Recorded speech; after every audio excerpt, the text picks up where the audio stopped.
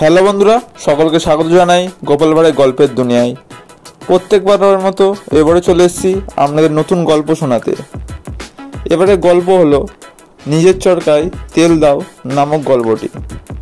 চলো বন্ধুরা, দেরি না করে আজকের এই অসাধারণ গল্পটি শুরু করা যাক।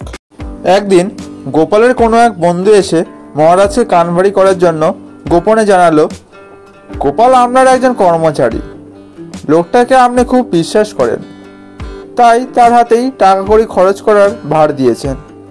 তিনি আপনার অনেক টাকা সরিয়েছেন, আপনি হিসাব মিলিয়ে দেখুন। মহারাজ প্রথমে কিছুতেই লোকটিকে কথা কানে তুলতে চান না, বলেন গোপাল আমার বিশ্বাসী লোক, সে কখনো এমন কাজ করতেই পারে না, কোনোদিন টাকা কড়ি এদিক সেদিক করবার লোকই সে নয়, আমি তাকে বিশ্বাস করি। তখন লোকটি দফায় দফায় গোপালের খরচের নমুনা বলতে লাগলো। সে অমুক তারিখে অত হাজার টাকা গাপ করেছে, অমুক তারিখে অমুক সম্পত্তি নিজের নামে কিনেছে হিসাবের খাতায়, অমুক তারিখে 1000 টাকা জমা দিয়েছে, আবার অমুক তারিখে জাল রসিদ দাখিল করে 3000 টাকা বার করে নিয়েছে, ইত্যাদি ইত্যাদি কত কথা বলে গেল। মহারাজ এইসব বিষয় অবাক হয়ে শুনলেন। তারপর খাতাপত্র পরীক্ষা করে দেখলেন লোকটির সমস্ত কথাই সত্যি, কিন্তু সে টাকা মহারাজ নিজে থেকেই দিয়েছেন, যেমন যেমন দিয়েছেন এবার সবই মিলে যাচ্ছে। সেই জন্য মনে মনে হাসতে লাগলেন। তখন তিনি বললেন, আমার বাড়িতে আমার অন্য কর্মচারী বা আমি কিছুই জানলাম না, অথচ বাইরের লোক হয়ে তুমি এত সব খবর জানলে কি করে মশাই?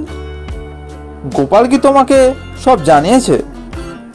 লোকটি বলল, গোপালের যাই তার চাইতে অনেক বেশি, ও প্রচুর টাকা ওড়াচ্ছে অনবরত, তাই গোপালের নামে আপনার কাছে নালিশ করলাম সাবধান হওয়ার জন্য। মহারাজ বললেন, তা বটে, তোমার নাম ধামটা বাপু, আগে জানতে চাই তুমি কোথায় থাকো এবং তোমার নাম কি? লোকটি সবিস্ময়ে প্রশ্ন করলে, আমার নাম? কেন মহারাজ, আমি কি আপনার চুরি করেছি নাকি যে আমার নাম ধাম জানতে চাইছেন? আমি আপনাকে সত্যি কথাই বলছি। মহারাজ বললেন, কারণ 2 নম্বর আসামি বলে তোমাকে গ্রেপ্তার করতে হবে কি না?